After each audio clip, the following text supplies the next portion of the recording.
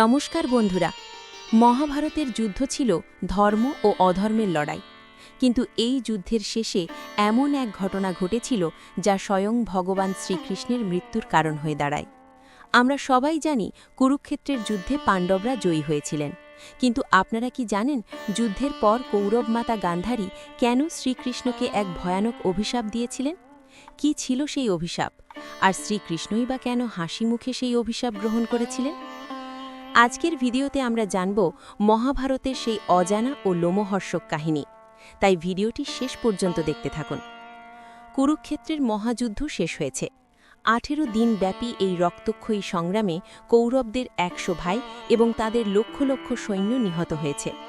চারিদিকে শুধু মৃতদেহের স্তূপ আর স্বজন আরানোদের কান্না। যুদ্ধের শেষে মাতা গান্ধারী, ধৃতরাষ্ট্র এবং পঞ্চপাণ্ডব শ্রীকৃষ্ণের সাথে কুরুক্ষেত্রের সেই রণভূমিতে উপস্থিত হন। গান্ধারী তার দিব্যদৃষ্টির প্রভাবে দেখতে পান তার 100 পুত্রের ক্ষতবিক্ষত মৃতদেহ। সন্তানদের এই দশা দেখে একজন মায়ের হৃদয় বিদীর্ণ হয়ে যাচ্ছিল। নিজের জ্যেষ্ঠ পুত্র দুর্যোধনের মৃতদেহ দেখে গান্ধারী শোকে পাথর হয়ে যান, কিন্তু এই শোক মুহূর্তের মধ্যে তীব্র ক্রোধে পরিণত হয় যখন তার দৃষ্টি পড়ে শ্রীকৃষ্ণের ওপর। গান্ধারী জানতেন শ্রীকৃষ্ণ সাধারণ কোনো মানুষ নন, তিনি স্বয়ং ঈশ্বর। তিনি চাইলে এক মুহূর্তের মধ্যে এই যুদ্ধ থামিয়ে দিতে পারতেন। তিনি চাইলে কৌরব এবং পাণ্ডবদের মধ্যে সন্ধি করাতে পারতেন, কিন্তু কৃষ্ণ তা করেননি। গান্ধারী মনে করলেন কৃষ্ণ ইচ্ছে করেই এই ধ্বংসলীলা ঘটতে দিয়েছেন, যাতে কুরু বংশ ধ্বংস হয়ে যায়। ক্রোধে অন্ধ হয়ে গান্ধারী শ্রীকৃষ্ণকে উদ্দেশ্য করে বলেন, হে কৃষ্ণ, তুমি চাইলে এই বিনাশ আটকাতে পারতে, কিন্তু তুমি তা করনি। তুমি পাণ্ডব এবং কৌরবদের একে অপরের বিরুদ্ধে লড়িয়ে দিয়েছ। আজ যেমন আমি আমার 100 পুত্রকে হারিয়ে কাঁদছি, আমার বংশ ধ্বংস হয়ে গেছে, ঠিক তেমনি তোমাকেও এর ফল ভোগ করতে হবে। গান্ধারী তখন সেই ঐতিহাসিক অভিশাপ দেন, আজ থেকে 36 বছর পর তোমার যাদব বংশ ঠিক এভাবেই নিজেদের মধ্যে লড়াই করে ধ্বংস হয়ে যাবে।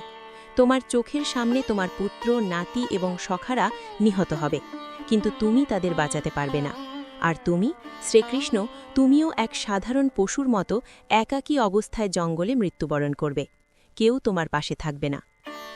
এত বড় অভিশাপ শুনে পাণ্ডবরা ভয়ই কেঁপে ওঠেন, কিন্তু শ্রীকৃষ্ণ ছিলেন অবিচল। তিনি জানতেন নিয়তি এভাবেই লেখা আছে। তিনি স্মিত হেসে গান্ধারীকে বললেন, মা, আপনি যা বললেন তা সত্য হবে। যাদব বংশকে ধ্বংস করার ক্ষমতা কোনো দেবতা বা দানবের নেই, তারা নিজেদের পাপেই ধ্বংস হবে।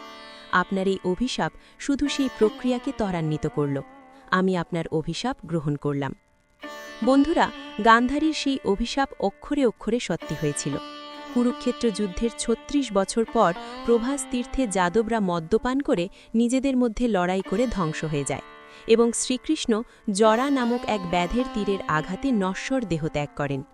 এই ঘটনা আমাদের শেখায় যে কর্মের ফল থেকে স্বয়ং ঈশ্বরও নিজেকে মুক্ত রাখেননি। আইনের চোখে এবং কর্মফলের বিচারে সবাই সমান। ভিডিওটি আপনাদের কেমন লাগলো তা কমেন্ট করে অবশ্যই জানান। মহাভারতের আর কোনো অজানা ঘটনা আপনারা জানতে চান, সেটাও আমাদের লিখুন।